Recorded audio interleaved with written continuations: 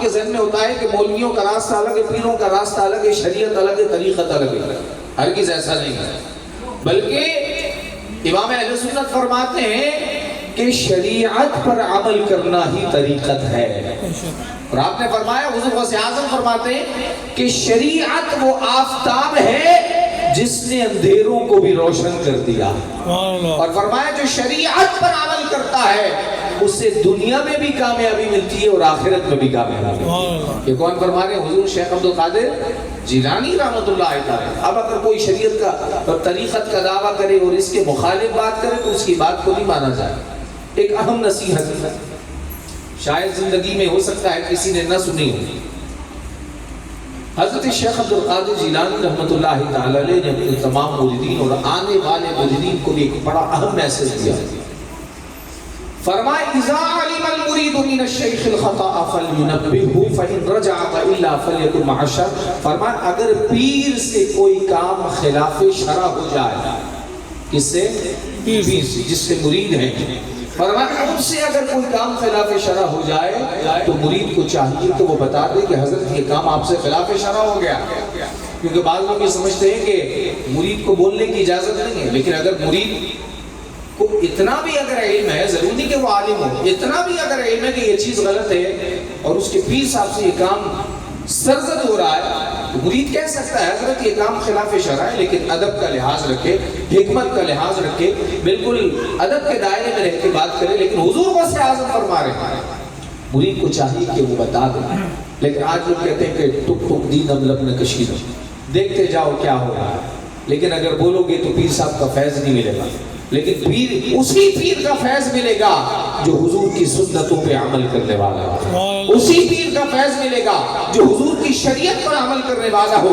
تو حضور شیخ عبد القادر جیلانی نے کیا خوب میسج دیا.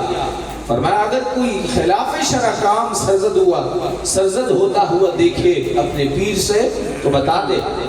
فَإِن رَجَعَ اگر پیر صاحب نے بات مان لی تو ٹھیک ہے، وَإِلَّا فَلْيَكُنْ مَعَ الشَّرْعِ ورنہ اسے چاہیے کہ وہ حضور کی شریعت کی جسات ہو جائے، حضور کی شریعت پہ عمل کرے. یہ نہیں ہے کہ پیر صاحب نے کوئی خلاف شرع کام کر دیا تو اسی کو دلیل بنا کے یہ بھی کرنے لگ گئے. پیر صاحب نے اگر بڑے بال رکھ لیے عورتوں کی طرح تو یہ نہیں ہے کہ اس کے لیے بھی جائز ہو جائے گا کہ وہ بھی عورتوں کی طرح بال رکھنے لگ جائے.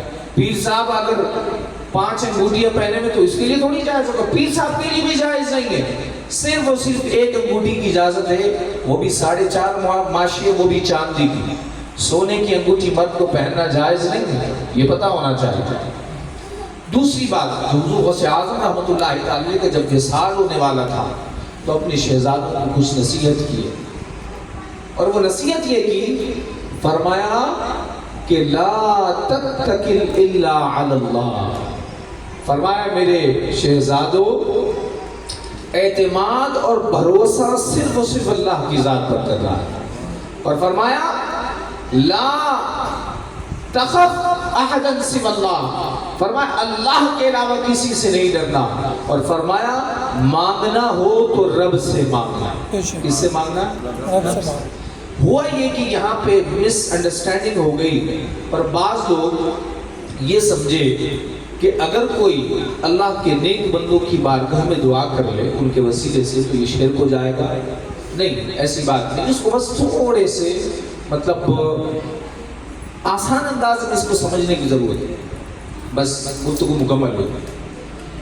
اگر کوئی شخص اللہ کے نیک بندے کو وسیلہ بناتا ہے، یعنی مزار پہ جاتا اور کہتا ہے کہ اے اللہ اس ولی کے صدقے میں مجھے اولاد کی نعمت عطا فرما.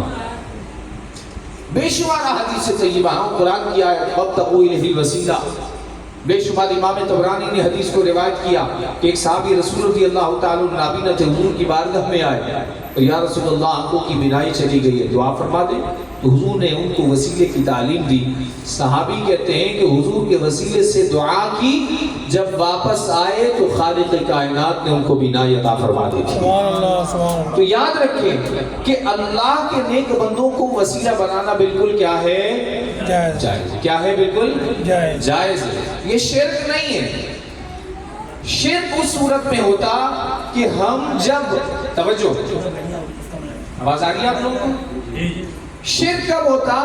شرک اس وقت ہوتا جب صاحب مزار کو کوئی عبادت کے لائق سمجھے گا، عبادت کے لائق سمجھے گا، یعنی کوئی مزار پہ گیا اور دعا کرتا ہے کہ اے اللہ شیخ عبد القادر جیلانی کے صدقے میں یا صاحب مزار کے صدقے میں میری دعا کو قبول فرما، یہ ہرگز شرک نہیں ہے، کیونکہ وہ اللہ کے نیک بندے کو وسیلہ بنا رہا ہے، اور وسیلے کی تعلیم خود رسول اللہ نے دی ہے۔